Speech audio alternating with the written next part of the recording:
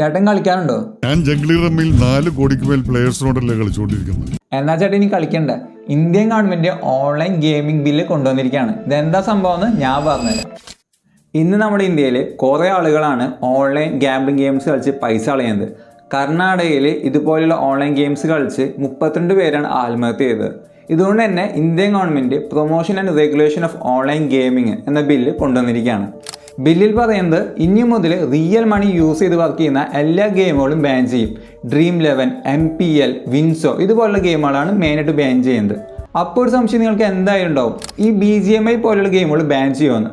ഇല്ല, കാരണം അതെല്ലാം സ്പോർട്സ് കാറ്റഗറിയിൽ വരുന്ന ഗെയിമുകളാണ്.